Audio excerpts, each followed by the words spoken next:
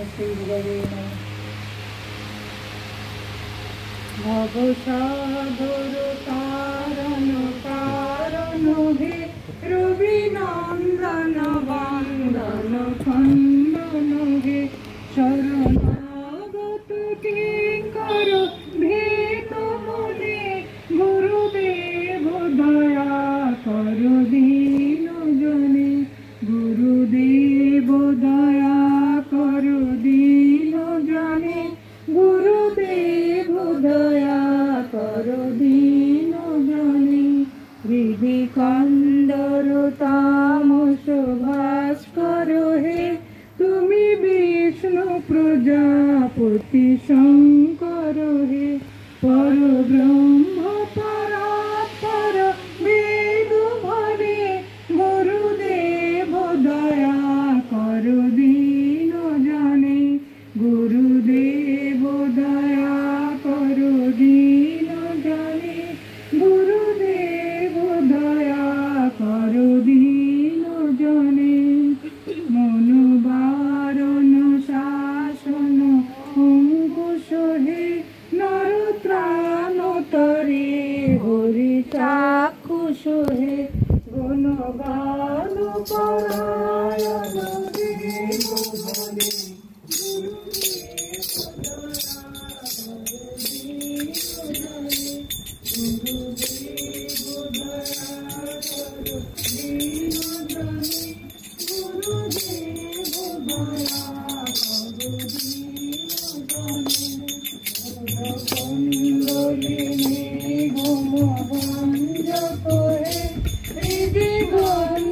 विधारण कारक हे मम मानस चंचल रात्र दिने गुरुदेव दया कर दीन जने गुरुदेव दया कर दीन जने गुरुदेव दया कर दीन जने रिपुसूदन मंगल नायक हे सुख शांति बरा भयदायक हे त्रयोताप हरे तब नाम गुणे गुरुदेव दया कर दीन जने गुरुदेव दया कर दीन जने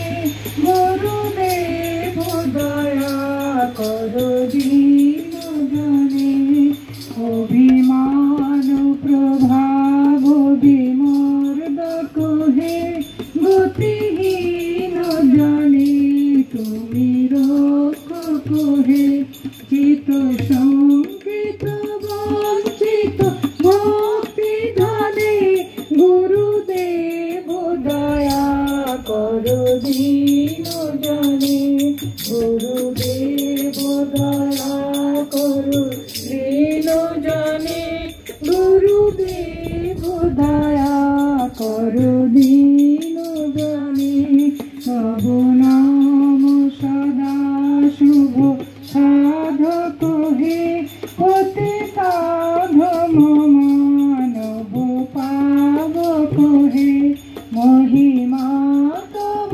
गोचर शुद्ध मणि गुरुदेव दया कर दीन जने गुरुदेव दया कर दीन जने गुरुदेव दया कर दीन जने जय सद्गुरु ईश्वर प्रापक हे भवरोग विकार विनाशक हे मन जैन रहे तब श्री चरणे गुरुदेव दया कर दीन जने गुरुदेव दया कर दीन जने गुरुदेव दया कर दीन जने। कृष्ण करुणा সিন্ধু দীন বন্ধু জগৎপতে গোপেশ গোপিকা কান্ত রাধা কান্ত নমস্তুতে। ওম বাসুদেব সুতং কংসচানুরমর্দনম দেবকী পরমানন্দং কৃষ্ণ পদে জগদ্গুরুম। ওম নমো ভগবতী শ্রীকৃষ্ণায় নমঃ। আজ আমি শ্রীমদ্ ভাগবত গীতার অষ্টাদশ অধ্যায় অর্থাৎ শেষ অধ্যায়, যেখানে মুখ্য এবং ত্যাগ ও সাধনার সার্থক উপলব্ধি, আমি ৭৭ নম্বর শ্লোক পাঠ করছি এবং তাৎপর্য ব্যাখ্যা করছি। আমি পাঠ করছি ৭৭ নম্বর শ্লোক। তচ্চ সংপৃতং সম্পৃক্ত রূপ মধ্যদ্ভুতং হরে বিস্ময় মে মহান রাজন হিস্যামি চ পুনঃ পুনঃ। আবার বলছি, তচ্চ সংপৃক্ত রূপ মধ্যম অদ্ভুতং হরে বিস্ময় মে মহান রাজন হিস্যামি চ পুনঃ পুনঃ। তচ্চ তচ্চ, এখানে তৎ সর্বনাম শব্দ, কোনো ব্যক্তি বিশেষ বা অন্য কাউকে বোঝানোর জন্য এখানে তৎ শব্দ ব্যবহার করা হয়েছে। যেমন ওং তৎসৎ, তাহলে এখানে আমরা ঈশ্বরকেই চিন্তা ভাবনা করব। সম্পৃক্ত মানে স্মরণ করে, তাহলে আমরা ঈশ্বরকেই স্মরণ করছি। কি বলছেন? রূপম অদ্ভুতং হরে, এক অদ্ভুত রূপ কার? না, ভগবান শ্রীকৃষ্ণের। বিস্ময় হে মহান রাজন, আমি বিস্ময়াভিভূত হচ্ছি। হে মহান রাজন মানে ধৃতরাষ্ট্র, আমি বিস্ময়াভিভূত হচ্ছি এবং হিস্যামি চ পুনঃ পুনঃ, বারে বারে আমি পুলকিত হচ্ছি এবং আনন্দিত হচ্ছি।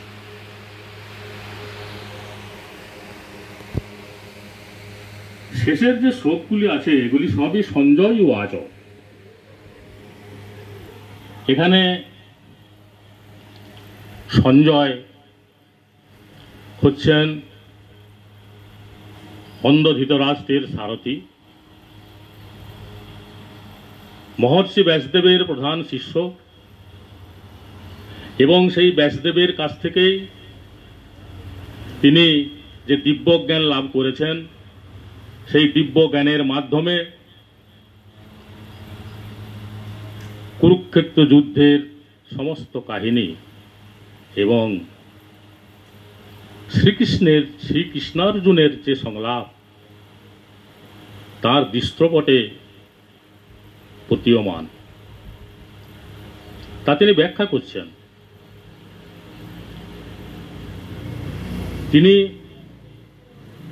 এখানে তিনি গুরুকে অনেক বড় করে দেখেছেন, মানে ব্যাসদেব।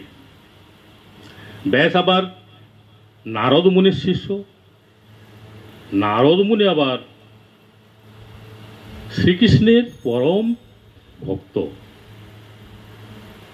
এখানে যে জিনিসটা আমাদের বোঝানো হয়েছে সেটা হচ্ছে আমরা ঈশ্বরকে পাওয়ার জন্যে আমরা ঈশ্বরের কাছে যাব কি করে।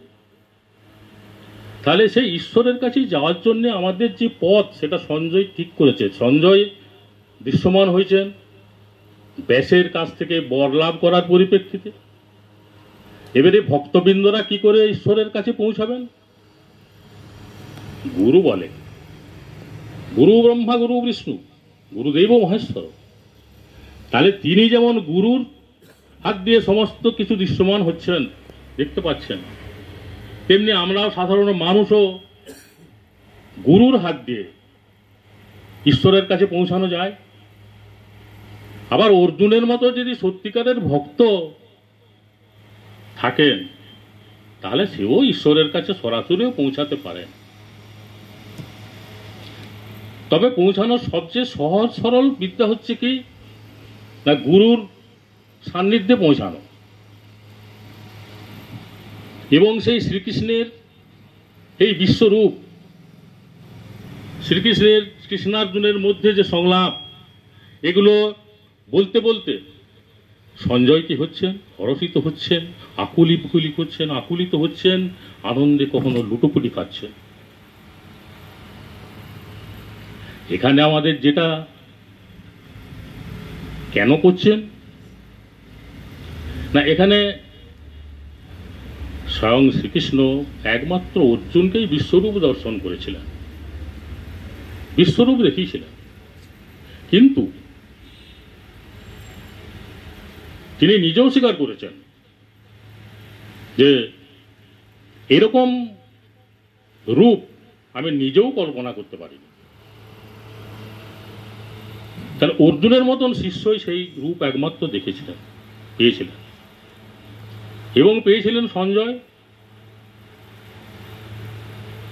ঋষি বেদব্যাসের বর অনুসারে। তাহলে সঞ্জয় পেয়েছেন, ব্যাসদেব পেয়েছেন, তাহলে আমাদের মতন সাধারণ মানুষ, তারা যারা ভক্ত, তাহলে সেই ভক্তরা কিভাবে ঈশ্বরের কাছে পৌঁছাবেন? তার জন্য ভগবান অবতার সৃষ্টি করেছেন। আমরা অবতার বরিষ্ঠায় রামকৃষ্ণ পড়েছি, তাহলে তিনি অবতার, তাহলে এখানে ব্যাসদেব হচ্ছে অবতার। এনাদিকে শক্তাবেশও বলা হয়, শক্তির আবেশ বা প্রবেশ। তাহলে স্বয়ং শ্রীকৃষ্ণ সরাসরি, সবাই স্বয়ং শ্রীকৃষ্ণ নন, শ্রীকৃষ্ণের শক্তিতে তারা শক্তিমান। তাহলে যুগে যুগে অবতার জন্মগ্রহণ করেছেন। শক্তাবেশ হচ্ছে হিন্দু ধর্ম, বৈষ্ণব ধর্মের এই শক্তাবেশ শব্দটা আছে।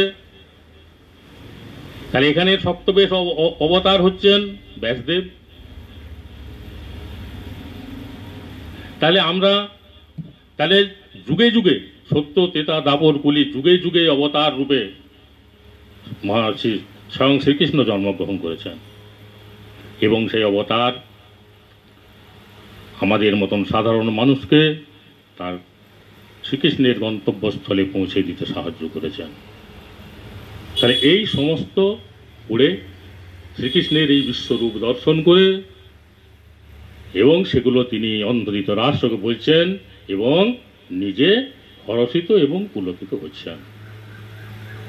হরে কৃষ্ণ কৃষ্ণ কৃষ্ণ হরে হরে, হরে রাম রাম রাম হরে হরে। জয় শ্রীকৃষ্ণ ক্রমশ।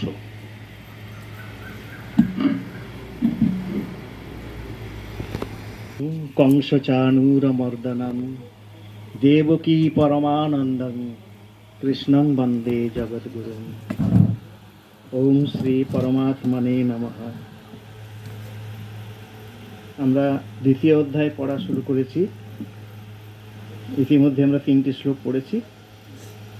সেখানে বলা হয়েছিল, অর্জুন প্রশ্ন করেছিলেন যে সাংখ্যযোগে তিনি বুদ্ধির কথা বলেছিলেন, নিশ্চয়াত্মিকা বুদ্ধি,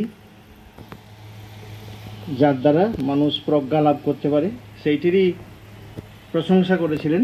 তো তাতে করে অর্জুনের মনে দ্বিধা এসেছিল যে তাহলে যদি বুদ্ধি যদি কর্মের চেয়ে শ্রেষ্ঠ হয়, তাহলে তুমি আমাকে এরকম ঘোরতর কর্মে কেন নিয়োজিত করছো? এই যেখানে লোকক্ষয় হবে, আমার আত্মীয় স্বজন বধ হয়ে যাবে, আমার যারা গুরুজন তাদেরও আমি হত্যা করব, তো এরকম ঘোর কর্মে কেন আমাকে তুমি উদ্যোগী হতে বলছো? তোমার এই যে কথা, এটা বিভ্রান্তিকর কথা, ব্যামিশ্রেণৈব বাক্যেন, এতে করে কি হচ্ছে, আমার বুদ্ধি মোহগ্রস্ত হয়ে যাচ্ছে। সুতরাং তুমি একটি কথা নিশ্চিত রূপে বলো, যাতে আমি শ্রেয় লাভ করতে পারি। তখন ভগবান এই জ্ঞানযোগ আর কর্মযোগ দুটি পথের কথা উল্লেখ করেছেন, যে সাংখ্য যোগে যারা স্থিতি লাভ করতে চান তারা জ্ঞানযোগী হন, আর কর্মযোগ নিষ্কাম কর্মযোগের মাধ্যমে যারা ঈশ্বর লাভ করতে চান তাদের জন্যে কর্মযোগ। এখানে জ্ঞানযোগ আর সাংখ্যযোগ কথা দুটো কিন্তু কাছাকাছি। মানে সাংখ্যযোগ হলো আমাদের শেখায় যে আমাদের যে দেহ এবং দেহি ঈশ্বর, যে পরমাত্মা যে আমাদের দেহে বিরাজ করছেন, তিনি তাকে আমরা অক্ষর বলি, অক্ষর বা দেহি বলি, শরীরই বলি, এরকম নানান টার্ম এই গীতার মধ্যে আছে। আরেকটি হচ্ছে প্রকৃতি, পুরুষও বলি আমরা, পুরুষ বলি ওই আত্মাকে। আবার প্রকৃতি সেটা হচ্ছে এই যে দৃশ্যমান জগৎ যার মধ্যে আমরা বাস করছি সেইটিকে বলে। সেই দুটি যে আলাদা, এই ধারণাটি সাংখ্যযোগের মধ্যে দেওয়া হয়, এবং এই সাংখ্যযোগকে আশ্রয় করেই জ্ঞানযোগ এগিয়ে যায়। জ্ঞানযোগীরা এই সাংখ্যযোগকে আশ্রয় করেই কিন্তু তাদের জ্ঞানের পথে যাত্রা শুরু করেন এবং শেষ পর্যন্ত সিদ্ধি লাভ করেন। প্রথমেই তাদের এই জন্যে ভগবান এই শরীর এবং যে দেহ এবং এই যে তার দেহের মধ্যে বাসকারী, এই দেহ মন্দিরের মধ্যে বাসকারী যে দেবতা জীবাত্মা আমাদের অন্তরে বাস করছেন, সেই দুটি যে আলাদা, সেটি পুরো সাংখ্যযোগ জুড়ে উনি অর্জুনকে বলেছেন। এইবার এখন এই জ্ঞানযোগ কর্মযোগের কথা এলো, এবার কর্মযোগ নিয়ে উনি বলছেন। কর্মযোগ বলতে আমরা সকাম কর্ম নয়, নিষ্কাম কর্মের কথা বলবো। ভগবান সেটাই বোঝাতে চেয়েছেন, যে এখানে বলছেন 4 নম্বর শ্লোকে, আজকের যে বিষয় 4, 5, 6 তিনটি শ্লোক, ন কর্মণাম অনারম্ভান নৈষ্কর্ম্যং পুরুষ অশ্নুতে ন চ সংন্যাসনাদেব সিদ্ধিং সমধিগচ্ছতি। তো এই নৈষ্কর্মং কথাটি হচ্ছে, এই কথাটি একটু জানবার, যে নৈষ্কর্ম হচ্ছে যে মানে নিষ্কাম কর্ম, যে কর্মে স্থিত হলে মানুষ আর কর্মে আবদ্ধ হয় না, সেই স্থিতিটাকে বলে নৈষ্কর্ম। তো তাহলে ন কর্মনাম অনারম্ভান, কর্মনাম মানে কর্ম সকলের, অনারম্ভান মানে না শুরু করা বা অনুষ্ঠান না করা, কর্মের অনুষ্ঠান না করা। তাহলে কর্মের অনুষ্ঠান না করে ন কর্মনাম অনারম্ভান নৈষ্কর্মং পুরুষ অশ্নুতে। এটি মানে বাংলায় আমরা যেভাবে বলি কর্তা কর্ম, এরভাবে যে বাক্যটাকে সাজালে হবে কি, পুরুষ ন কর্মণাম অনারম্ভান নৈষ্কর্মং অশ্নুতে, মানে কর্ম অনুষ্ঠান না করে ওই যে নৈষ্কর্ম বলতে যা বোঝায় সেইটা আমরা লাভ করতে পারবো না, কোনো মানুষই লাভ করতে পারে না। মানে কর্ম কিন্তু করতেই হবে। আবার নচ সংন্যাসনাদেব সিদ্ধিং সমধি, সংন্যাস মানে হলো কর্মত্যাগ, এই সংন্যাসনাৎ মানে কর্মত্যাগ দ্বারাও, মানে কর্মত্যাগ দ্বারাও সিদ্ধি লাভ করতে আমরা পারবো না। মানে কর্ম কিন্তু করতেই হবে, কর্ম না করে কিন্তু সিদ্ধি লাভ হবে না। সেই কর্মটা হবে নিষ্কাম, সেইটি খালি এখানে বারবার বলা হবে। কর্মযোগ জুড়ে সেই কথাটাই বলা হয়েছে।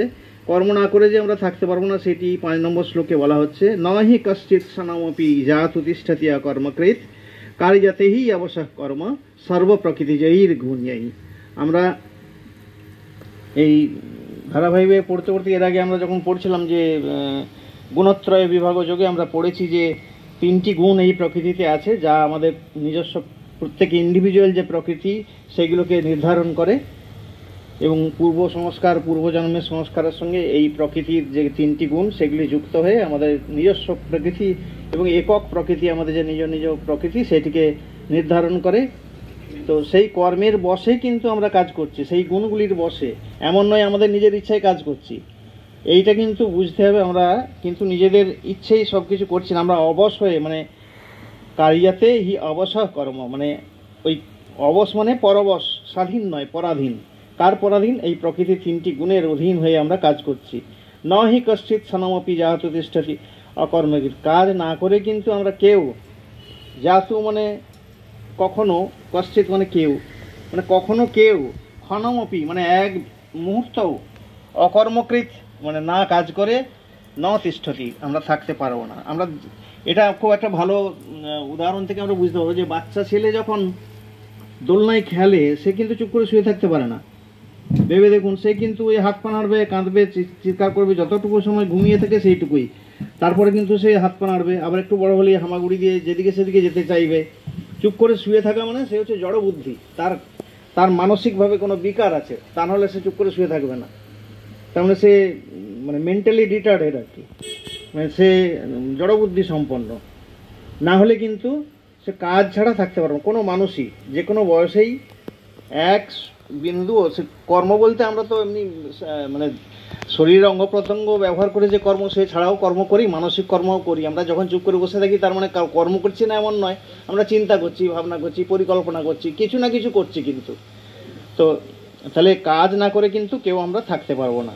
এই প্রকৃতির বশে আমরা কিন্তু কাজ করতে বাধ্য।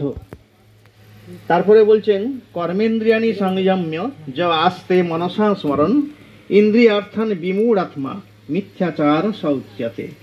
কর্মেন্দ্রিয়ানি মানে কর্ম ইন্দ্রিয় সকল। আমরা জানি পাঁচটা আমাদের কর্মেন্দ্রিয়, বাক, পানি, পাদ, বায়ু, উপস্থ। এইগুলি দিয়ে আমরা যাবতীয় কর্ম আমরা সম্পাদন করি এই পাঁচটি কর্মেন্দ্রিয়ের সাহায্যে। আর জ্ঞানেন্দ্রিয়গুলো তো আমরা জানি চক্ষু, কর্ণ, জিহ্বা, নাসিকা, ত্বক। এইগুলিকে সংযম করে য আস্তে মানে যিনি থাকেন, মনসা স্মরণ মানে মনে মনে চিন্তা করেন, ইন্দ্রিয়ার্থান কোনগুলো স্মরণ করেন, ইন্দ্রিয়ের বিষয় সকল, সেই বিমূঢ় আত্মা এইগুলি করেন মানে মনে মনে স্মরণ করেন, তাকে বলা হয় মিথ্যাচার বা পাপাচারী। তাহলে হলো বিমূঢ় আত্মা, যে বিমূঢ় আত্মা বা মোহগ্রস্ত ব্যক্তি ইন্দ্রিয়ার্থান এই কর্মেন্দ্রিয়ানি সংযম মানে কর্মেন্দ্রিয়কে সংযম করলেন, কিন্তু ইন্দ্রিয়ার্থান মনসা স্মরণ ইন্দ্রিয়ের বিষয়গুলিকে মনে মনে স্মরণ করলেন, তাকে মিথ্যাচার বলা হয়। আমরা যে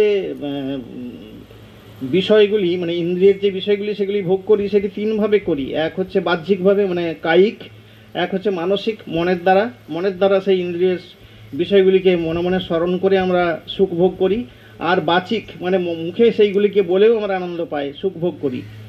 তো এর মধ্যে কর্মেন্দ্রিয়ানি সংযম্য, আমরা এই যে সংযমটা করতে পারি এই তিনটে বিষয়ের মধ্যে সবচেয়ে সহজ হলো বাক সংযম।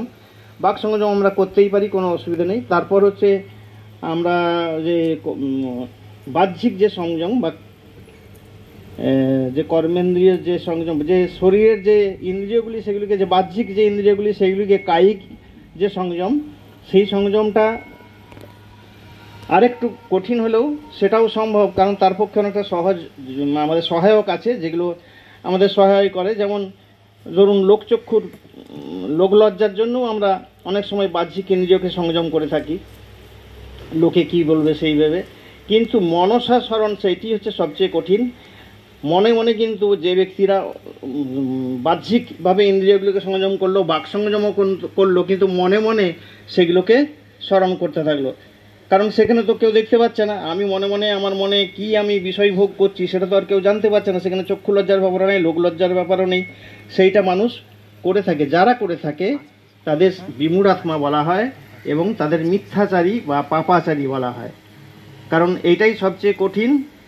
আমি কর্মেন্দ্রিয়কে সংযম করলাম, কিন্তু মনে মনে সেই বিষয়গুলোকে স্মরণ করে সুখ ভোগ, ইন্দ্রিয় সুখ ভোগ করতে লাগলাম, তাহলে সেইটা তাকে বলা হবে ভণ্ড, মিথ্যাচারী, পাপাচারী।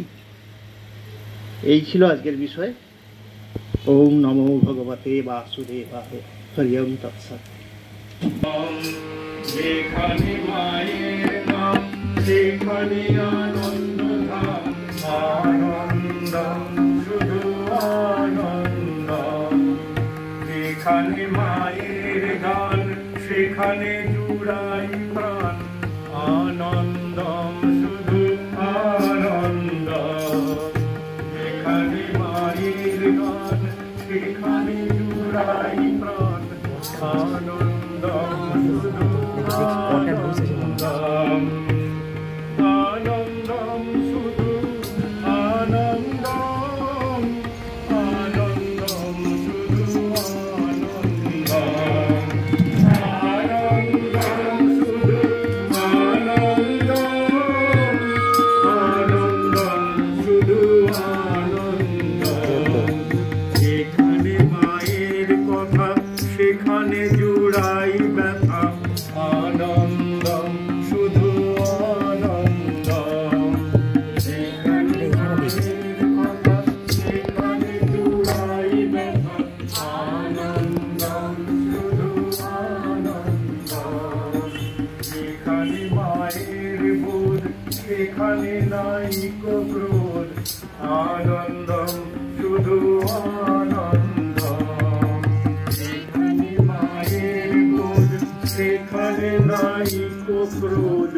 আনন্দম শুধু আনন্দম আনন্দম শুধু আনন্দম আনন্দম শুধু আনন্দম আনন্দম শুধু আনন্দম আনন্দম শুধু আনন্দম যেখানে মায়ের ভাব সেখানে অমৃত লাভ আনন্দম শুধু আনন্দম যেখানে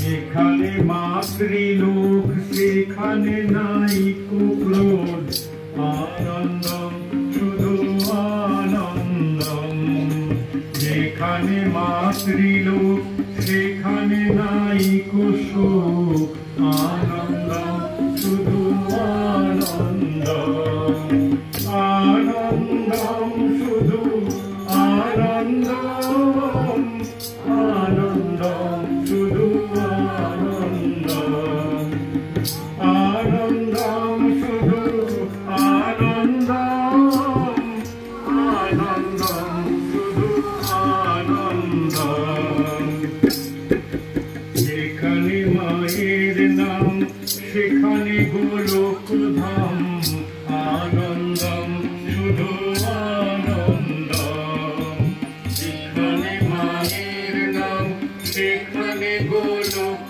ধাম আনন্দম শুধু আনন্দম যেখানে মায়ের স্মৃতি সেখানে অধিক প্রীতি আনন্দম শুধু আনন্দম যেখানে মায়ের স্মৃতি সেখানে অধিক প্রীতি আনন্দম শুধু আনন্দম আনন্দম শুধু আনন্দম আনন্দম শুধু আনন্দম আনন্দম শুধু আনন্দম আনন্দম শুধু আনন্দম যেখানে মাকে পাওয়া ঘুচাবে সকল চাওয়া আনন্দম শুধু আনন্দম যেখানে মাকে পাওয়া ঘুচাবে সকল চাওয়া আনন্দম শুধু আনন্দম ভজরে মায়ের নাম জপরে মায়ের নাম আনন্দম শুধু আনন্দম ভজরে মায়ের নাম জপরে মায়ের নাম আনন্দম শুধু আনন্দম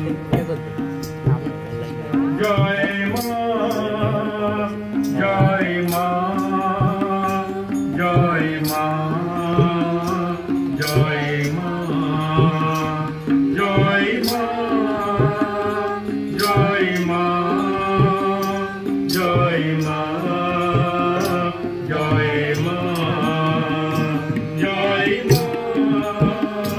জয় মা জয় মা জয় মা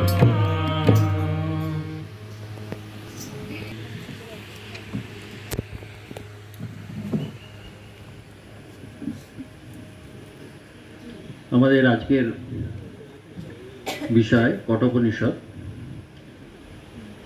কঠোপনিষদের দ্বিতীয় অধ্যায়ের দ্বিতীয় বল্লী আমরা করছি।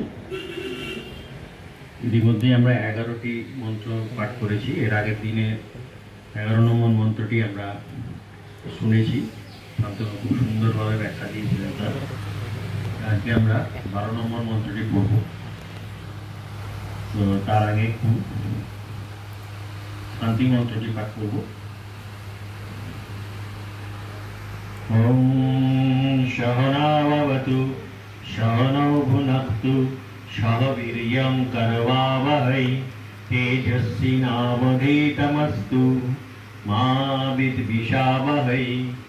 ওম শান্তি শান্তি শান্তি। এর আগের দিনে আমরা এই শান্তি মন্ত্রের যে ব্যাখ্যা সেটি আমরা শুনেছিলাম। এই তিনবার শান্তি শব্দটি কেন উচ্চারণ করা হয়েছে সেটি আমাদের জেনে থাকা জানা উচিত। এই তিনবারের মধ্যে আমরা আপনারা জানেন অনেকেই যে তিনবার যে শান্তি মন্ত্র, একবার হচ্ছে আধ্যাত্মিক, এটি আদি দৈবিক এবং একটি আদি ভৌতিক। এই যে তিনটি দুর্বিপাক যে বিপদ আমাদের জীবনে আসে, সেই তিনটি থেকে উদ্ধার পাওয়ার জন্যে এই তিনবার শান্তি মন্ত্র উচ্চারিত হয়। এই আধ্যাত্মিক যে বিপদ সেগুলি হলো আমাদের মনের থেকে যে সমস্ত বিপদগুলি তৈরি হয় মানসিক, এবং আদি দৈবিক যেগুলি হচ্ছে প্রাকৃতিক দুর্যোগ, বন্যা, ভূমিকম্প ইত্যাদি যে প্রাকৃতিক দুর্যোগ থেকে যে বিপদ সৃষ্টি হয় সেগুলি আমাদেরকে ক্ষতি করে, সেই হচ্ছে আদি দৈবিক। এবং আদি ভৌতিক যেগুলি হচ্ছে হিংস্র প্রাণীদের দ্বারা বা অন্যান্য যে সমস্ত সাপদ আছে তাদের দ্বারা যে ক্ষতি বা ভয়, সেইগুলি হচ্ছে আদি ভৌতিক। এই তিনটি যে দুর্বিপাক তার থেকে রেহাই পাওয়ার জন্যে এই প্রার্থনা তিনবার শান্তি মন্ত্র উচ্চারিত হয়। আজকে আমরা 12 নম্বর মন্ত্রটি পড়ব। 11 নম্বর মন্ত্রটি আপনারা সকলেই আগের দিনে জেনেছেন, সেটাই বললাম। আমি একটুখানি খালি টাচ করে দিতে চাই, কারণ এই মন্ত্রগুলি সবই কিন্তু একটার সাথে আরেকটা একটু রিলেটেড। একটুখানি আগেরটা মনে না থাকলে পরেরটাকে বুঝতে একটু অসুবিধা হয় অনেক সময়। তো সেই জন্য একটুখানি আমি মনের মন্ত্রটা একটুখানি মনে করিয়ে দিচ্ছি কি ছিল তাতে। সূর্য তথা সর্বলোকস্য চক্ষুর্ন লিপ্যতে চক্ষুষৈ বাহ্য দশৈ একস্তথা সর্বভূতান্তরাত্মা না লিপ্যতে লোক দুঃখেন বাহ্যেয়। এখানে যেটি বলা হয়েছিল যে সূর্য যিনি সব কিছুর প্রকাশক, এই সূর্য আছে বলেই আমরা সব কিছু দেখতে পাচ্ছি। সূর্য না থাকলে কোনো কিছুই দেখতে পেতাম না, আমরা দর্শন করতে পারতাম না। এবং সেই সূর্য আমাদের চক্ষু দ্বারা প্রতিবিম্বিত হচ্ছে। চোখ আমাদেরকে সেই সূর্যের যে কিরণ তার দ্বারাই, চোখ দিয়েই আমরা সব কিছু দেখছি। কিন্তু চোখ দিয়ে আমরা অনেক কিছুই দেখি, খারাপ জিনিসও দেখি, ভালো জিনিসও দেখি। তার জন্য যেমন চোখের কোনো বিকার ঘটে না, সেই একই সূর্যদেবেরও কোনো বিকার ঘটে না। কারণ আমরা খুব সহজ একটা উদাহরণ দিয়ে বলতে পারি যে হয়তো কোনো মানুষকে ডাক্তারবাবু বলেছেন আপনার একটু রোদ বেশি লাগানো প্রয়োজন, ভিটামিন ডি এর অভাব আছে, তখন তিনি রোদে বসেন। আবার কাউকে বলে থাকেন যে আপনার রোদে একদম থাকা চলবে না, তখন তিনি ঘরের ভেতরে জানলা দরজা বন্ধ করে থাকেন। তো এই যে দুটো, তাতে কি সূর্যের কোনো প্রভাব পড়ে? সূর্যদেব কি কারোর জন্য না আমি একটু কিরণটা কম করি, কারোর জন্য একটু কিরণটা বেশি করি, এই ব্যাপারগুলো কি সূর্যদেবের মধ্যে প্রভাব ফেলে? মোটেই না। এইটাই বলতে চাইছেন। ঠিক সেই রকমই মহা পরমাত্মাও আমাদের মধ্যেই আছেন, তিনিও ওই একই।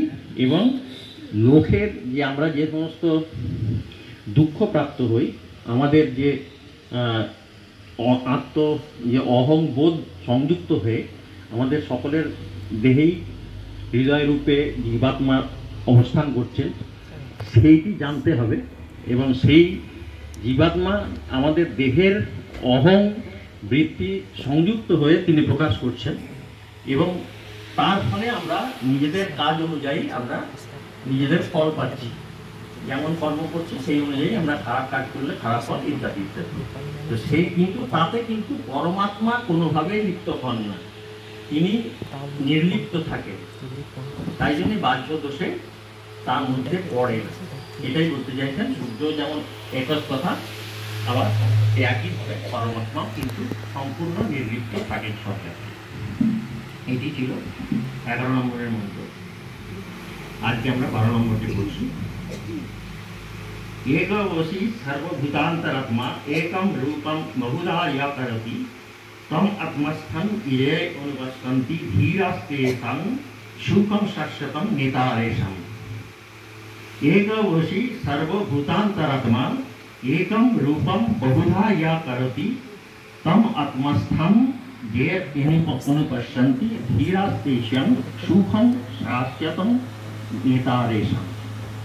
এখানে যেটি বলা হচ্ছে, আমি আগে অনুবাদটা বলেছি শব্দে, যে জিয় মানে হচ্ছে যে, যার কথা বলা হচ্ছে। কার কথা বলা হচ্ছে এখানে? যে সর্বভূতান্তর আত্মা, সমস্ত প্রাণীর মধ্যে যে অন্তরস্থিত যে আত্মা, সেই সর্বভূত মানে সমস্ত প্রাণীর মধ্যে যিনি বাস করছেন, সেই অন্তরস্থ আত্মা, প্রাণীর অন্তরস্থিত যে আত্মা, পরমাত্মা, তার কথাই বলা হচ্ছে নিয় একবশী, একক এবং সকলের নিয়ন্তা। তিনি একক, তার কোনো বিকল্প কেউ নেই, একক এবং সমস্ত কিছু নিয়ন্ত্রণ, সর্বলোকের নিয়ন্ত্রক হচ্ছেন তিনি। বশী, বশী কথাটার মানে হচ্ছে তিনি সমস্ত কিছু তার বশে রেখেছেন। গোটা জগৎ, গোটা ব্রহ্মাণ্ড চলছে তার কথায়। তিনি আছে বলেই জগৎ আছে, জগৎ আছে বলে ব্রহ্মাণ্ড বা ব্রহ্ম নেই। তিনি আছেন তাই আমরাও আছি, সেই কথাই বলছেন। তিনি সকল সমস্ত কিছুর বশী, বশীকরণ, তার হাতে বশ করা আছে।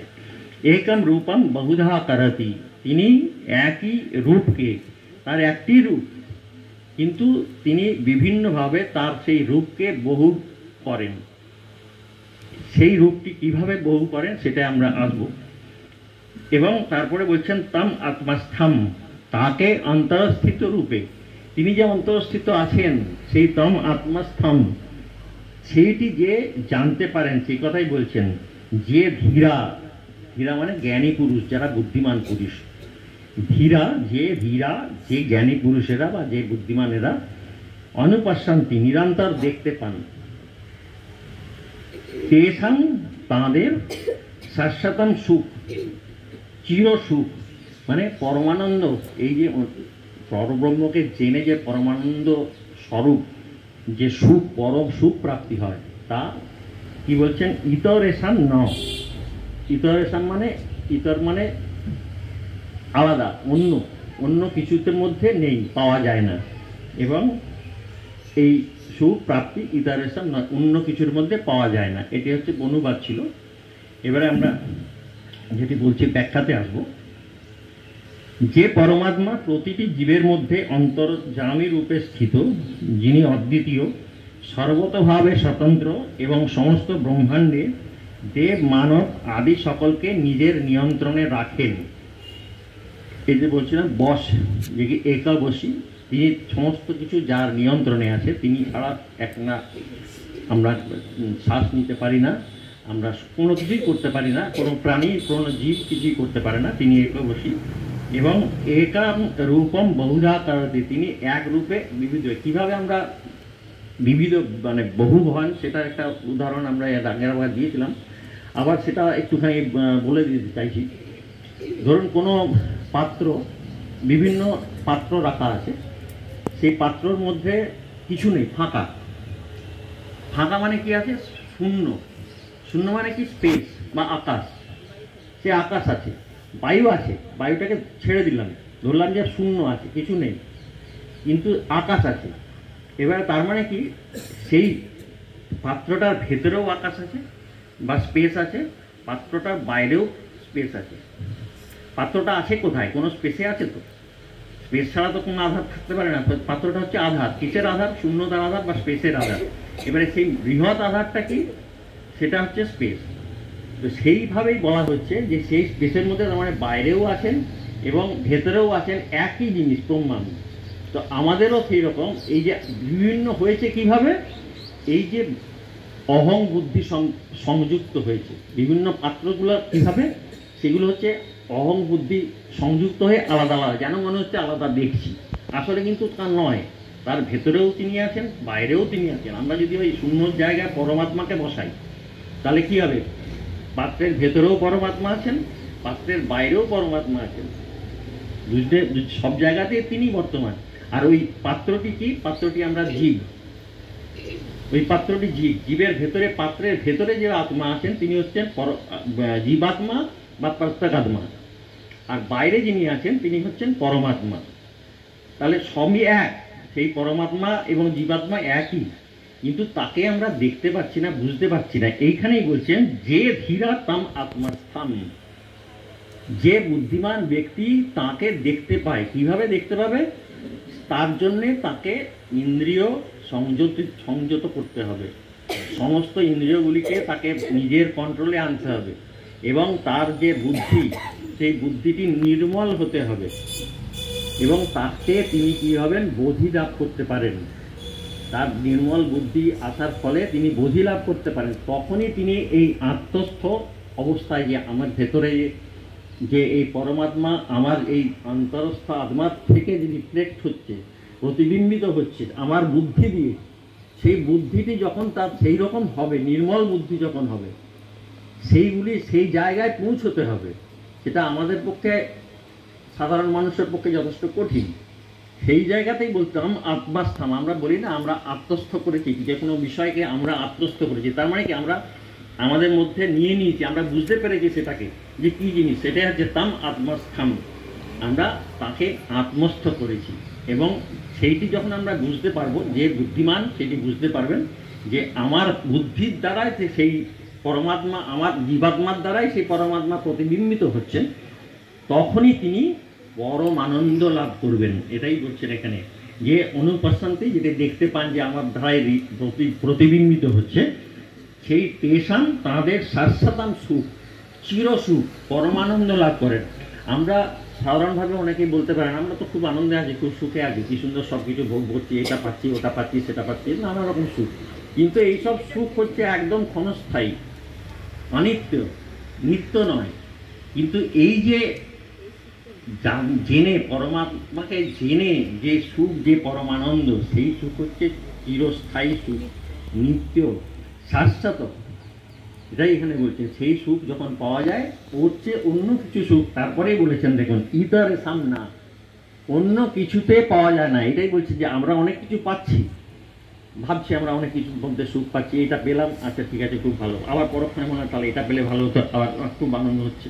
কিন্তু সেগুলো সাময়িক, ক্ষণস্থায়ী। তার মানে কি, ওই একমাত্র ওইখানেই যে পরমানন্দ লাভ করা যায়, অন্য কিছুতে সেই আনন্দ পাওয়া যায় না। এটাই ছিল আজকের ব্যাখ্যা। অবশ্যই বাড়ে চাই। সুন্দর লালা নন্দ দুলালা नाचत श्री वृंदावन में सुंदर लाला नंद दुलाला नाचत श्री वृंदावन में सुंदर लाला नंद दुलाला भाले चंदन तिलक मनोहर भाले चंदन तिलक मनोहर अलका शोभे कपलन में सुंदर लाला नंद दुलाला नाचत श्री वृंदावन में सुंदर लाला नंद दुलाला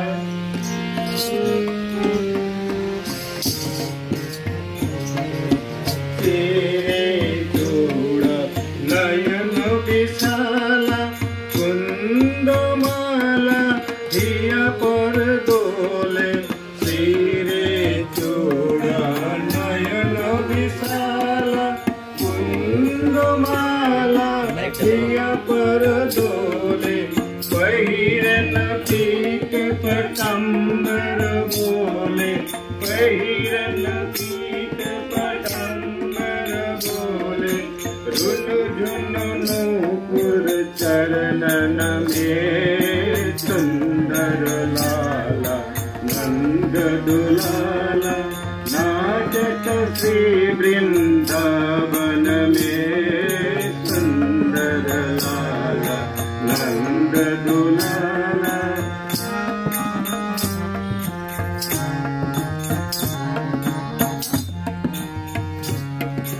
कोई गावत पंचम तान बंसी पुकारे राधा नाम, कोई गावत पंचम तान, बंसी पुकारे राधा नाम, मंगल ताल मृदंग रसाला, मंगल ताल मृदंग रसाला, बाजावत कोई रंगन में सुंदर लाला, नंद दुलाला, नाचत श्री वृंदावन में सुंदर लाला, नंद दुलाला।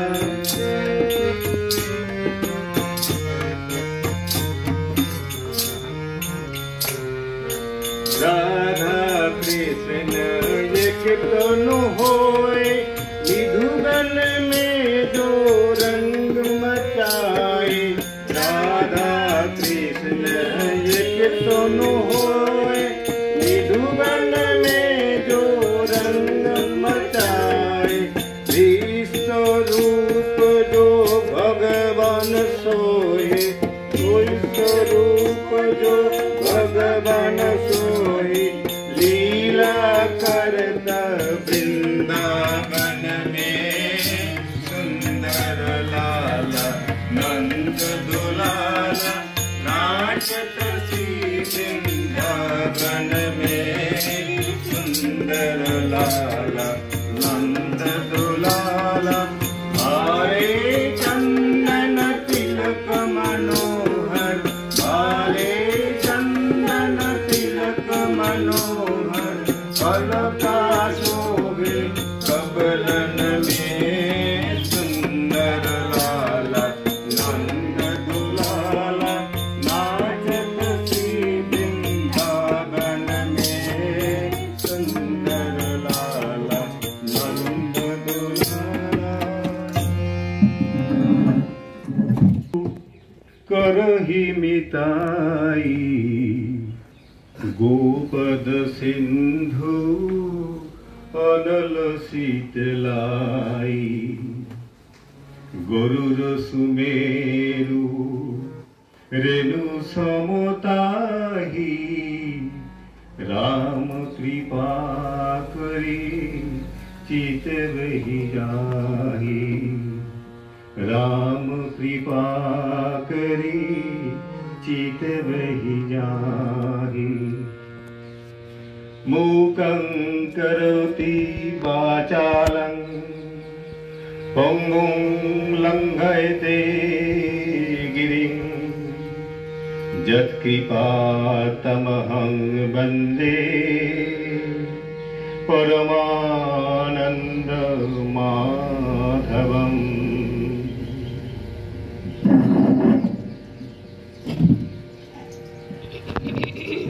भगवते वासुदेवाय नमः। একসাথে বলবো ওম নমো ভগবতে বাসুদেবায় নমঃ, ওম নমো ভগবতে বাসুদেবায় নমঃ।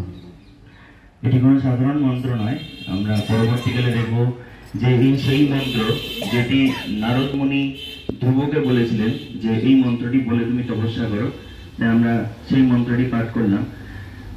ভাগবতম শ্রীমদ ভাগবত পুরাণ আমরা শুনবো রিনা ম্যাডাম, আল্পনা ম্যাডামের কাছে। একটু বেসিক আমি বলে দিতে চাই যে কতটা গুরুত্বপূর্ণ এই পুরাণটি বা এই শাস্ত্রটি, এবং আজকে পরীক্ষিতের ঘটনা যেটা হচ্ছে বেসিস ভাগবত পুরাণে, সেটা আলোচনা করব।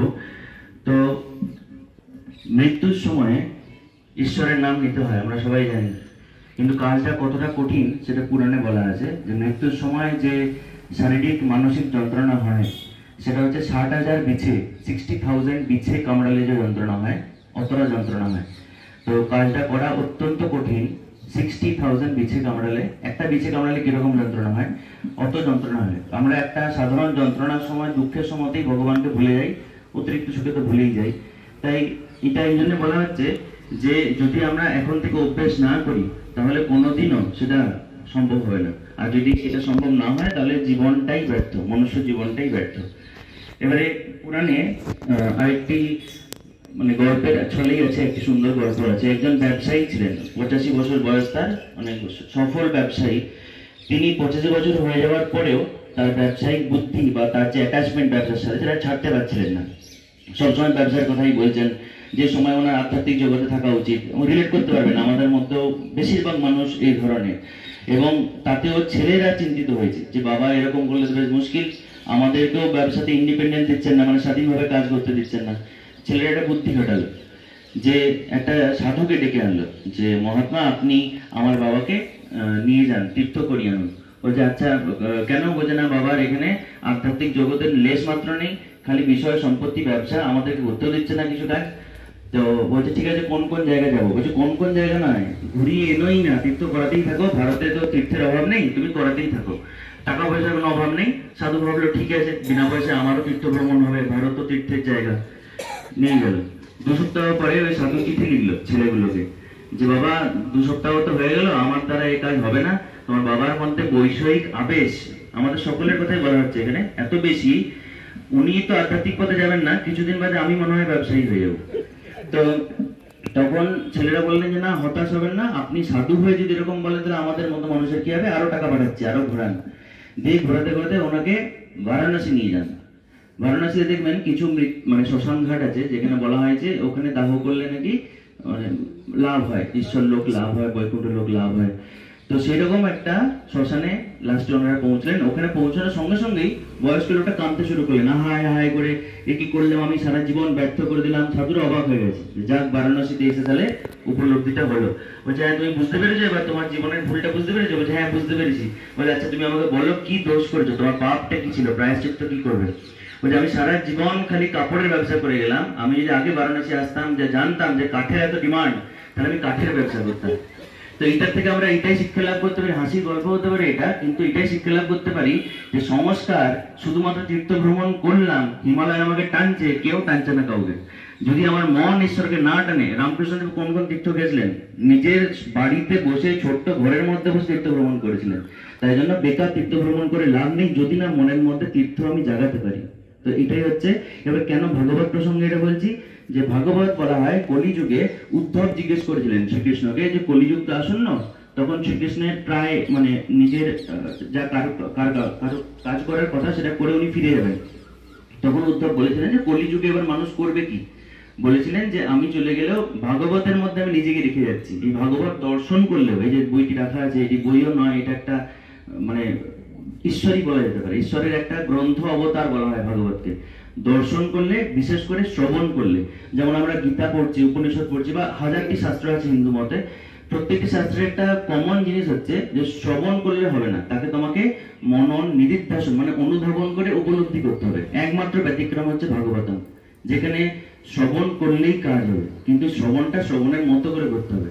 এখনো শ্রবণ আমি 10 মিনিট শ্রবণের মধ্যেও যদি বিষয় সম্পত্তি শ্রবণটার মধ্যে ঢুকিয়ে দিই, তাহলে কিন্তু সেটা শ্রবণ হলো না। কেউ যদি এই যে আমরা বলছি জুতো খুলে আসতে, বা এগুলো হচ্ছে একটা করে সুচিতার লেভেলকে বাড়ানো, যে যারা আজকে পাঠ করবেন তারা আজকে নিরামিষ ভোজন করে আছেন, এগুলো কেন? সুচিতার ভোজন বাড়ানো, কোন রকম ফালতু নিয়মের জন্য নয়, যে মনের মধ্যে সুচিতা বাড়ে বাহ্যিক কিছু কাজের জন্য, এবং সেটা প্রমাণ আপনারা জানেন। তো এই জন্য আমরা ভাগবতম পড়ছি, যে কলিযুগে যদি আপনি শুধুমাত্র মন দিয়ে শ্রবণ করতে পারেন, এটাই একটা যজ্ঞ। এই যে পাঠ করছি, আমি একটা যজ্ঞ করার চেষ্টা করছি, আপনারাও শ্রবণ করে একই যজ্ঞ করার চেষ্টা করছেন। যজ্ঞে আহুতি দেওয়ার সময় উঠে চলে যান কি, মন দিয়ে করেন, তাই জন্য মন প্রাণ ঢেলে শুনবেন। এবার পরীক্ষিতের গল্পটা বলি। পরীক্ষিতের পরিচয় আপনারা জানেন, অভিমন্যুর ছেলে এবং পাণ্ডবদের বংশে। তো যখন কুরুক্ষেত্রের যুদ্ধ শেষ, মনে করে দেখুন সেই সিনটা যেখানে দুর্যোধনকে গদা মেরে ফেলে দিয়েছেন ভীম, দুর্যোধনের মৃত্যু হয়নি, কষ্ট পাচ্ছেন, কর্মফলের কষ্ট। সেই অবস্থায় অশ্বত্থামা অতিরিক্ত প্রোঅ্যাক্টিভ হয়ে পাণ্ডবদের বিরুদ্ধে ব্রহ্মাস্ত্র ছুঁড়েছিলেন। দিয়ে অর্জুন সেই মানে লম্বা স্টোরিটাকে আমি ছোট করছি, দিয়ে অর্জুন সেই ব্রহ্মাস্ত্রকে কৃষ্ণের আদেশেই উনি ওটাকে পরাস্ত করেন এবং ওনার মাথা থেকে মণিটা কেড়ে নেন। কিন্তু অশ্বত্থামা এত দুষ্ট হয়ে গেছিলেন মানসিকতার দিক থেকে, সে সময় উনি আরেকটা ব্রহ্মাস্ত্র ছুড়েন। এবার উদ্দেশ্য ছিল যে পাণ্ডবদের বংশধরকে আমি মেরে দেবো, মানে যারা এখনো পর্যন্ত জন্মাননি তাদেরকে মেরে দেবো। তার শিকার হয়েছিলেন পরীক্ষিত, এবং তাকে বাঁচিয়েছিলেন শ্রীকৃষ্ণ নিজে। এবং তারপর অশ্বত্থামাকে অভিশপ্ত দেওয়া হয়, সেটা আমরা ছেড়ে দেবো। এবারে পরীক্ষিতের তাহলে জন্মটা কিরকম ভাবে হলো, যে কৃষ্ণ নিজে ওনাকে বাঁচালেন। পরীক্ষিত মানে এটা স্বীকার করেছেন যে উনি গর্ভাবস্থাতেই দেখতে পেয়েছিলেন যে আঙ্গুলের মতো দেখতে একটি যুবক, একদম সুদর্শন দেখতে, 4টি হাত, তাকে সুন্দরভাবে তাকে বাঁচাচ্ছে এবং তার চারদিকে আলো, মানে একদম কৃষ্ণের দর্শন তিনি গর্ভাবস্থাতেই পেয়ে গেছিলেন। এবং পরীক্ষিত জন্মের পরে যারা ওই সময়কার যারা মুনি ঋষি জ্যোতিষী থাকতেন তারা বলেছিলেন যে এ রাজাও যেমন মহান হবে যুদ্ধ শৈলীতে, সেরকম ধার্মিক ভাবেও হবে। এবং পরবর্তীকালে আমরা দেখবো যে আজকেই শুনবো সেটা যে পরীক্ষিতের মাধ্যমে এই পুরাণটি এসছে। কি করে এসছে? তো পরীক্ষিত নিজের জীবনে একটাও বোধহয় ভুল করেননি, এত মানে ধার্মিক রাজা ছিলেন। এবারে উনি একবার কি হয়েছিল যে মানে কোন একটা হরিণ শিকার করতে যান, হরিণ শিকার করতে গিয়ে ন্যাচারালি অনেক ছোট দৌড়া হয়েছে, হায়রান হয়ে উনি শ্রমিক ঋষির কাছে ওনার আশ্রমে গিয়েছিলেন যে একটুখানি জল খাবো করে, দিয়ে জল খেতে গেছেন উনি। আর শ্রমিক ঋষিকে বলেছেন, মহারাজ প্রণাম করে বলেছেন, প্রচন্ড মানে নিষ্ঠাবান ছিলেন আর কি বিষ্ণুর ভক্ত, যে একটু জল দিন। মহারাজ উত্তর দেননি, তো উনি রেগে গেছেন যে আমি এত মানে এবারে আমাদের এটা হয়, দেখুন একটা মানুষ সারা দিনে সারা জীবনে ভুল করেনি, একটা ভুল করে যেটা শাস্তিটা শুনবেন এবার, আর আমরা সারা দিন ভুল করেই যাচ্ছি। কতবার রাগ দেখায়, উনি একবার রাগ দেখিয়েছিলেন, তার শাস্তিটা দেখুন যে উনি রাগ দেখিয়ে একটা মৃত সর্পকে শ্রমিক ঋষির গলায় ফেলে দিয়েছিলেন, গলায় ঝুলিয়ে দিয়েছিলেন, কারণ ওনার বুদ্ধি ভ্রষ্ট হয়েছিল। না না, শ্রমিক ঋষির গলাতেই ঝুলিয়ে দিয়েছিলেন। না না, পুত্র এসে অভিশাপ দিয়েছিলেন, হ্যাঁ, তো গলায় ওটা ঝুলিয়ে দিয়েছিলেন। তো শ্রমিক ঋষি তো ন্যাচারালি ধ্যান করছিলেন, ওনার কিছু ভ্রুক্ষেপ হয়নি, কিছুই না। তো করার পরেই পরীক্ষিত বুঝতে পেরেছিলেন যে আমি একটা ভুল করলাম, কিন্তু কিছু করার তো নেই, ঘটে গেছে। উনি এবার রাজ্যে ফিরে গেছেন। এবারে ওনার ছেলে শৃঙ্গি উনি নদীতে চান করতে গিয়েছিলেন, ফিরে এসে দেখছেন এই অবস্থা। উনি সঙ্গে সঙ্গে অভিশাপ দিলেন যে এই কাজটা করেছে সে ক্ষত্রিয় হতে পারে না, ব্রাহ্মণকে এভাবে অপমান করা তো সাজে না, তুমি 7 দিনের মধ্যে তোমার তক্ষক সর্পদংশনে মৃত্যু হবে। আচ্ছা, পরীক্ষিতের নামটা কেন পরীক্ষিত? কি পরীক্ষা করছিলেন? যে উনি ওই যে গর্ভাবস্থায় কৃষ্ণের দর্শন পেয়েছিলেন, উনি বেরিয়ে আসার পরে আমাদের ভৌতিক লৌকিক জগতে বেরিয়ে আসার পরে সবাইকে পরীক্ষা করতেন। এটাই কি ছিল লোকটি ছিল, সবাইকে পরীক্ষা করতেন, এই কি কৃষ্ণ, এই কি কৃষ্ণ। সেখান থেকে ওনার নাম বলা হয় পরীক্ষিত হয়েছিল। এবং ন্যাচারালি ভক্ত বৎস মানে ভক্তের যে গুণগুলি থাকা উচিত সেগুলি ছিল। যেভাবে সাপ পেলেন উনি, এবং সেখানে উনি জানতেন যে অভিশাপ আসতে চলেছে কাহিনীটা, উনিও নিজে যথেষ্ট জ্ঞানী, তো দিয়ে ওই শ্রমিক ঋষিরই কোনো একজন দূত গিয়ে খবরটা দিয়েছিলেন।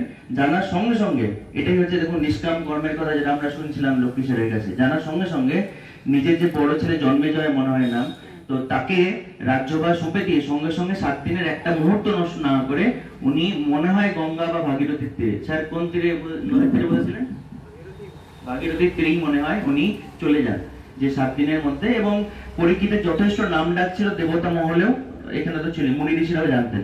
তো অনেক মুনি ঋষিকে উনি জিজ্ঞেস করলেন যে 7 দিন যে আমার আছে আমি করবো কি, এবার আমার করণীয় কি। তখন কোনো মুনি ঋষি সেরকম যথার্থভাবে সাহায্য করতে পারেননি। দিয়ে দেখা যায় যে সুখদেব, ব্যাসদেবের পুত্র সুখদেব, সে সময় ওনার প্রায় উনি চির তরুণ বলতে পারেন, 16 বছর মতো বয়স। তো সুখদেবের জন্ম বৃত্তান্ত রাত্রেবেলা আলোচনা করবো, এখন সময় হবে না।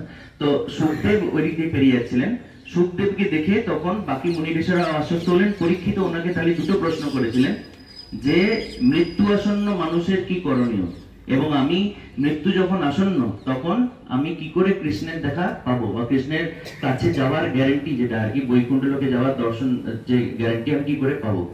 সুখদেব বলেছিলেন যে এই প্রশ্নটা করে তুমি শুধু নিজের কল্যাণ করলে না, তো উনি ভয় পাচ্ছিলেন পরীক্ষিত যে 7 দিন আছে হবে, বলে 7 দিন কি তোমাকে এক মুহূর্তেই হয়ে যেতে পারে, হ্যাঁ। তো তখন বলেছেন চিন্তা করো না, আমি তোমাকে সমস্ত ধরনের যে ভাগবত পুরাণ কৃষ্ণ লীলা মানে ঈশ্বরের যে লীলা সবটা বলবো, এবং এটা যদি কেউ পাঠ করে শ্রবণ করে তাহলে কিন্তু তার মুক্তি অবশ্যম্ভাবী করে উনি বলেছিলেন। এবং ধীরে ধীরে করে আমরা দেখব যে মানে বেসিক্যালি ভাগবত পুরাণে কোনো কিছু মনে রাখার চেষ্টা করবেন না। যারা ভাগবত পুরাণ সাপ্তাহিক পাঠ করেন তারাও মনে রাখেন না, গীতা শ্লোক উপনিষদ শ্লোক মনে রাখার চেষ্টা করতে পারেন, অনুধাবন করতে সহজ হবে। ভাগবত হচ্ছে রিয়েলাইজেশন, তো প্রেম। আমরা আজকে ভগবানকে ভক্তি দেখাই শুধুমাত্র কিছু পাওয়ার লোভে, প্রত্যেকে, নট এ সিঙ্গেল এক্সেপশন আমাদের মধ্যে। তো সেখানে ভাগবতের মধ্যে রাধাকৃষ্ণ প্রেম নিঃস্বার্থ ভক্তির একটা গল্প, আর প্রত্যেক যতজনের কথা বলা হয়েছে, তো ভাগবত পাঠ করলে আমাদের মনের মধ্যে ওই রকম নিঃস্বার্থ প্রেমের একটা উদ্রেক হয়। এবং সেটাই ঘটেছিল পরীক্ষিতের জীবনে।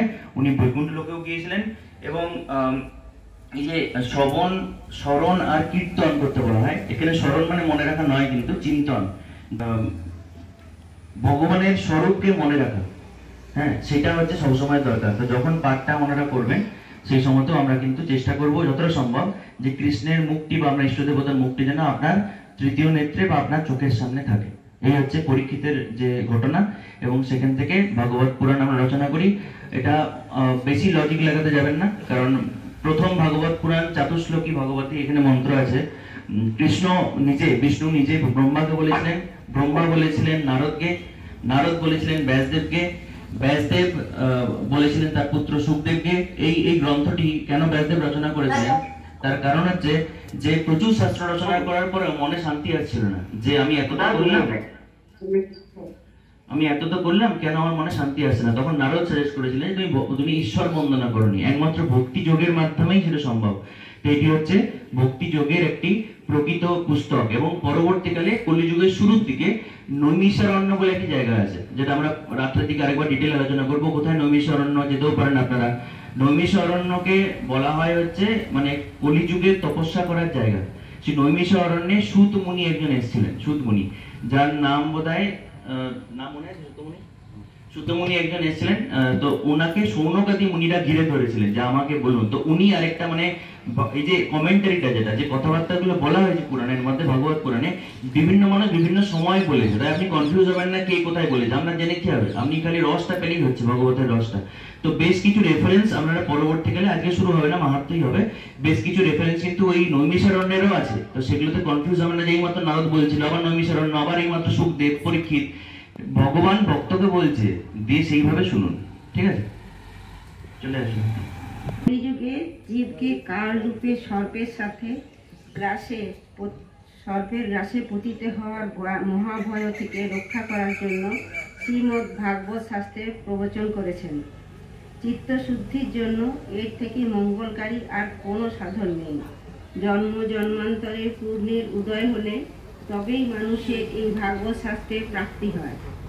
রাজা পরীক্ষিতকে এই ভাগবত কথা শোনাবার জন্য সুখদেব যখন সভায় সমাসীন হচ্ছিলেন, তখন অমৃত কুম্ভ নিয়ে দেবতারা তার কাছে আসেন। নিজেদের কার্য সিদ্ধিতে অতীব কুশল দেবতারা মহর্ষি সুখদেবকে প্রণাম করে বললেন, আপনি এই অমৃত ভাণ্ডার গ্রহণ করে তার পরিবর্তে আপনার কথামৃত আমাদের প্রদান করুন।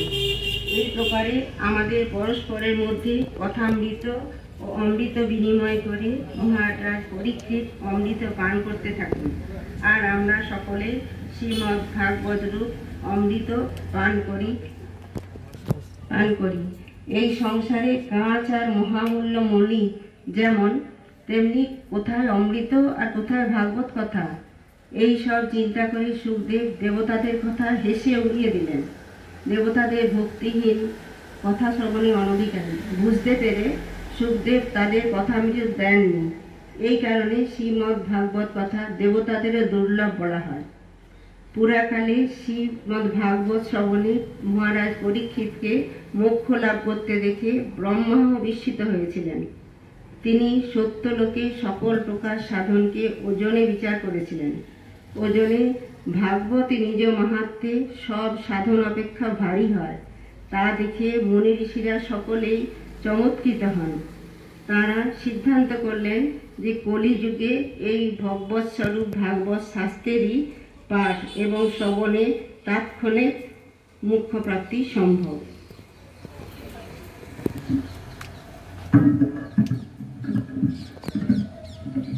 সপ্তাহ বিধি অনুসারে শ্রবণে শ্রীমদ্ ভাগবত নিশ্চিত ভক্তি প্রদান করে। পুরাকালে দয়ালু সনকাদি ঋষিগণ দেবর্ষি নারদকে এই শাস্ত্র শ্রবণ করিয়েছিলেন। দেবর্ষি নারদ যদিও পূর্বেই ব্রহ্মার নিকট এই শাস্ত্র শ্রবণ করেন, তবুও সপ্তাহ শ্রবণের বিধি সনকাদি ঋষিগণই তাকে বলেছিলেন। সৌনক প্রশ্ন করলেন, সাংসারিক প্রপঞ্চ থেকে মুক্ত পরিব্রাজক নারদ মুনির সঙ্গে সনকাদির কোথায় সাক্ষাৎ হয়েছিল এবং বিধিসম্মত সপ্তাহান্তিক শ্রবণে তিনি কি প্রকারে পীত হয়েছিলেন?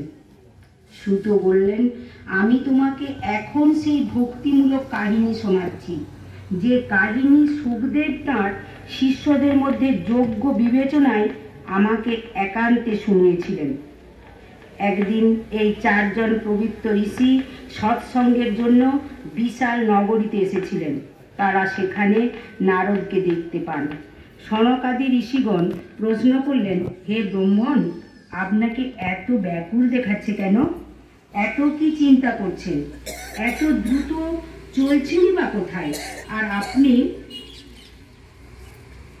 এলেনই বা কোথা থেকে? ভীত সর্বস্ব ব্যক্তির মতো আপনাকে ব্যাকুল দেখাচ্ছে। আপনার মতো নিরাসক্ত পুরুষের পক্ষে এরকম ব্যাকুলতা শোভা পায় না। এর কারণ কি বলুন? নারদ বললেন, পৃথিবীকে সর্বশ্রেষ্ঠ লোক মনে করে আমি এখানে এসেছি। এখানকার পুষ্কর, প্রয়াগ, কাশী, গোদাবরী অর্থাৎ নাসিক, হরিদ্বার, কুরুক্ষেত্র, শ্রীরঙ্গ এবং সেতুবন্ধ রামেশ্বর আদি তীর্থে তীর্থে ভ্রমণ করেছি, কিন্তু মনের শান্তি কোথাও পেলাম না। বর্তমানে অধর্মের সহায়ক কলিযুগ পৃথিবীকে ক্লিষ্ট করে রেখেছে। এখন এখানে সত্য, তপস্যা, শৌচ অর্থাৎ অন্তর ও বাহিরের পবিত্রতা, দয়া, দান ইত্যাদি কিছুই নেই। হতভাগ্য জীবগণ কেবল নিজ নিজ উদরপূর্তির চিন্তাতেই ব্যতিব্যস্ত। তারা অসত্যভাষী, অলস, মন্দবুদ্ধি, ভাগ্যহীন ও উপদ্রব্যগ্রস্ত হয়ে পড়েছে। সাধু সন্ত যাদের বলা হয়, তারা সকলেই পাষণ্ডাচারণিত নিরত হয়ে গেছে। দেখতে বৈরাগী হলেও তারা স্ত্রী ধনাদি নির্বিকারে গ্রহণ করে। বাড়িতে স্ত্রী রাজত্ব, শ্যালকগণী পরামর্শদাতা, লোকেরা লোভে পড়ে কন্যা বিক্রয় করে এবং স্ত্রী পুরুষের মধ্যে নিত্যই কলহ। মহাত্মাদের আশ্রম, তীর্থ, পবিত্র নদীগুলি বিধর্মীরা দখল করে রেখেছে। ওইসব দুর্বৃত্ত বহু দেবালয় ধ্বংস করেছে। বর্তমানে পৃথিবীতে না আছে কোনো যোগী, না কোনো সিদ্ধ পুরুষ, না আছে কোনো জ্ঞানী পুরুষ, না কোনো সৎ কর্মপরায়ণ মানুষ। যা কিছু সাধন সবই এই কলিরূপ দাবানলে ভস্মীভূত হয়ে গেছে। এই কলিযুগে প্রায় সকলেই অন্ন বিক্রয় করছে। ব্রাহ্মণেরা অর্থের বিনিময়ে বেদ শিক্ষা দিচ্ছে, আর স্ত্রীলোকেরা বেশ্যাবৃত্তি দ্বারা জীবিকা নির্বাহ করছে। এইভাবে কলির দোষ সকল দেখতে দেখতে পৃথিবী পরিভ্রমণকালে আমি যমুনা তীরে ভগবান কৃষ্ণের লীলাভূমিতে উপস্থিত হই। হে মুনিগণ, শুনুন, সেখানে আমি এক আশ্চর্য ব্যাপার দেখলাম। এক যুবতী স্ত্রী বিষণ্ণ মনে বসেছিল। তার পাশে দুজন অচেতন বৃদ্ধ পুরুষ দীর্ঘশ্বাস ফেলছিল। ওই স্ত্রীলোকটি কখনো তাদের শুশ্রূষা করে জ্ঞান ফেরাবার চেষ্টা করছিল, আবার কখনো তাদের সামনে বসে কাঁদছিল। तमेव माता च पिता तमेव, तमेव बन्धुश्च सखा तमेव, तमेव विद्या द्रविणं तमेव, तमेव सर्वं मम देव देव।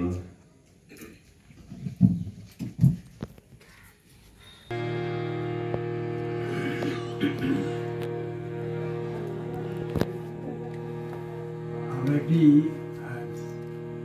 সমবেত ঠাকুরের গান গাইব। গানটি সকলেরই জানা, সাথে গাইবেন গাইতে পারলে, আর না হলে তালি দিয়ে অন্তত আনন্দ উপভোগ করুন।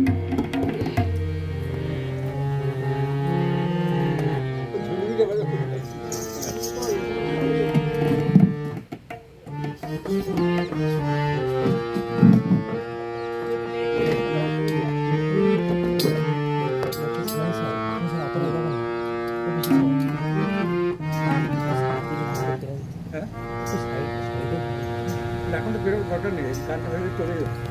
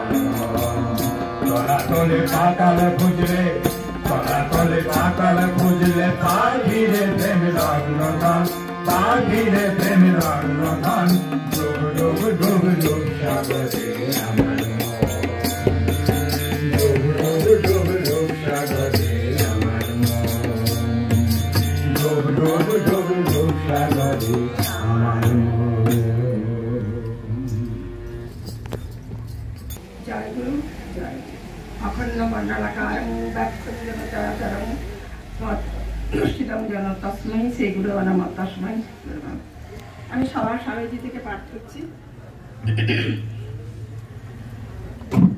19শে সেপ্টেম্বর স্বামীজি হিন্দু ধর্ম সম্বন্ধে লিখিত বক্তৃতাটি পাঠ করলেন।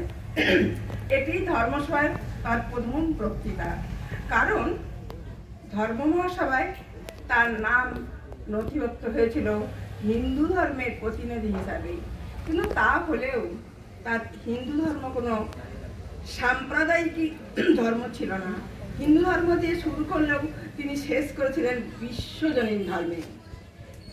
নিবেদিতার কথা বলতে গেলে ভারতবর্ষের আধ্যাত্মিক চেতনার বাগ্ময় হয়ে উঠেছিলেন স্বামীজির মধ্য দিয়ে। সমগ্র ভারতবাসীর বাণী যা গড়ে উঠেছে তাদের সমগ্র অতীত জীবনের ভিত্তিতে। তাই প্রকাশ পেয়েছিল তার মুখে। হিন্দু ধর্মের কোনো নির্দিষ্ট দেবদেবীর কথা তিনি বললেন না। সহজ সরল ভাষায় শাস্ত্রীয় পরিভাষা যথাসম্ভব অর্জন করে তিনি আসলে বেদান্তের সার্বভৌম সত্যই হিন্দু ধর্ম গ্রন্থির মধ্যে প্রকাশ করলেন। এমনভাবে তা করলেন যা সংস্কৃত অজ্ঞ পাশ্চাত্যবাসীকে বুঝতে বিন্দুমাত্র অসুবিধা হলো না। তিনি বললেন যে হিন্দুরা নিজেদের মনে করে আত্মা, দেহ হলো আত্মার পক্ষে বন্ধন। হিন্দুদের মতে জীবনের লক্ষ্য মুক্তি লাভ। যখন মানুষ মুক্তি লাভ করে তখন সে নিজেকে আত্মার স্বরূপ চিনতে পারে, যা নিত্য শুদ্ধ নিত্য মুক্ত। বৈদিক ঋষির মতে তিনিও তার শ্রোতাদের সম্বোধন করলেন অমৃতের পুত্র বলে। বললেন, হিন্দুরা তোমাদের পাপী বলতে চায় না, তোমরা ঈশ্বরের সন্তান, অমৃতেই তোমার অধিকারী, পূর্ণ পবিত্র। এই জগতে তোমরাই দেবতা, পাপী মানুষকে পাপী বলাই তো মহাপাপ। মনুষ্য প্রকৃতির উপর এই এক স্থায়ী কলঙ্ক। তাই এই পবিত্রতা তত্ত্ব খ্রিস্টান শ্রোতাদের কাছে ছিল অভিনব, যাদের ধর্মের মূল কথাই হচ্ছে পাপবাদ। কিন্তু কয়েকজন গোঁড়া খ্রিস্টানকে বাদ দিলে তার এই আশার বাণী খ্রিস্টান শ্রোতাদের বিশেষ উদ্দীপ্ত করেছিল। এটি বেশ বোঝা যায় আমেরিকার একটি পত্রিকায় 12ই অক্টোবর 1893 তারিখে প্রকাশিত একটি কবিতা থেকে। কবিতার নাম ধর্ম মহাসভার হান কাহানা। এক অজ্ঞাত কবি তাতে লিখেছেন, তারপর আমি শুনলাম সেই হিন্দু সন্ন্যাসীর বক্তৃতা। পরনে যার অমন পোশাক, যিনি বললেন সমস্ত মানুষের ভগবানের অংশ, কর্ণই এইটুকু। আর বললেন, আমরা পাপী নই, পাপী নই মোটে, কাজেই আবার স্বস্তি পেলাম আমি। আর ধর্মসহায় কম্পিত হলো সমর্থনের গর্জনে। সমর্থনের এই গর্জন মিশনারিদের অবশ্য শঙ্কিত করে তুলেছিল। তারা একযোগে স্বামীজিকে হেনস্থা করতে লেগেছিলেন। তাদের সঙ্গে যোগ দিয়েছিলেন ঈর্ষাপরায়ণ ভারতবাসী। জয় গুরু, জয় গুরু, জয় গুরু।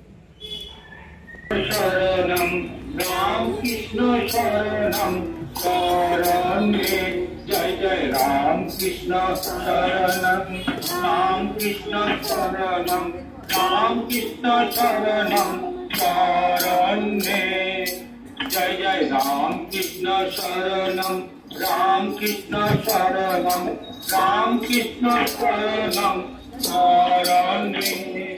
মা শারদা শরণম মা শারদা শরণম মা শারদা শরণম শরণে, মা শারদা শরণম মা শারদা শরণম মা শারদা শরণম শরণে, জয় জয় রাম কৃষ্ণ শরণম রাম কৃষ্ণ শরণম রাম কৃষ্ণ শরণম শরণে, জয় জয় রাম কৃষ্ণ শরণম রাম কৃষ্ণ শরণম রাম কৃষ্ণ শরণম শরণে।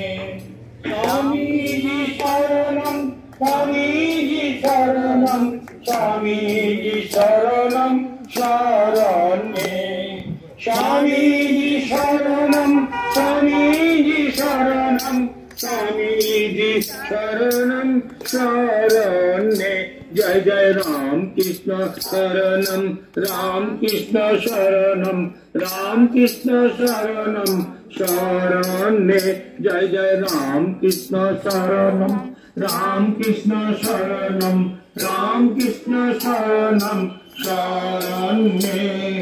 কৃপা হি কেবলম কৃপা হি কেবলম কৃপা হি কেবলম শরণে, কৃপা হি কেবলম কৃপা হি কেবলম কৃপা হি কেবলম শরণে, প্রভু কৃপা হি কেবলম কৃপা হি কেবলম কৃপা হি কেবলম শরণে, জয় জয় রাম কৃষ্ণ শরণম রাম কৃষ্ণ শরণম राम कृष्ण शरणम शरण्ये जय जय राम कृष्ण शरणम राम कृष्ण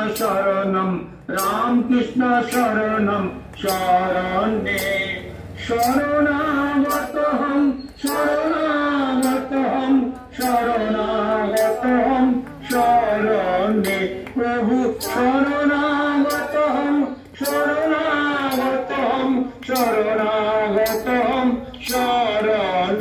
जय जय राम कृष्ण शरणम शरण्ये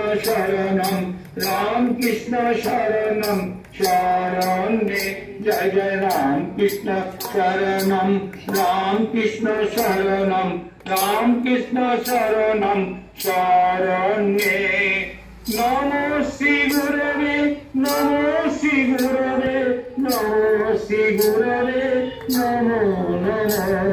नमो श्री गुरवे नमो श्री गुरवे नमो श्री गुरवे नमो जय जय राम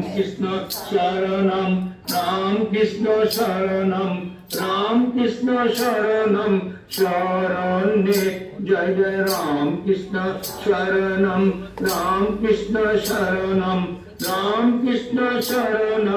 शरण्ये राम कृष्ण जय जय राम कृष्ण जय जय राम कृष्ण जय जय राम कृष्ण जय जय राम कृष्ण जय जय राम कृष्ण जय जय राम कृष्ण जय जय राम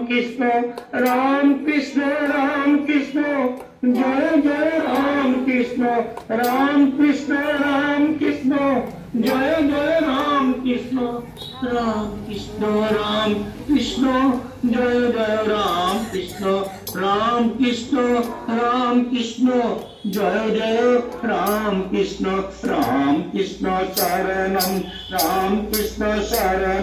राम कृष्ण शरणम शरण्ये जय जय राम कृष्ण शरणम शरण्ये जय जय राम कृष्ण शरणम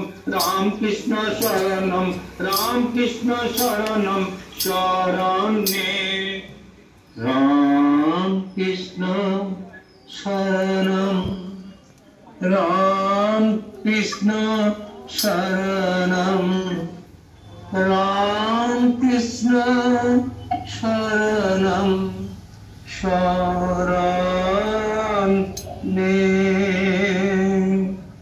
जय श्री गुरु महाराज जी की जय जय ठाकुर श्री रामकृष्ण देव की जय जय महामाई की जय शारदा माई की जय जय स्वामी जी महाराज जी की जय जय श्री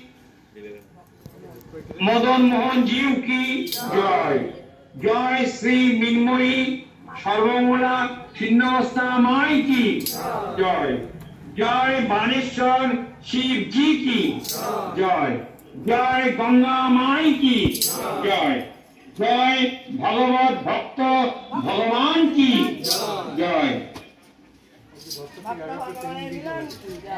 बड़ा चक्र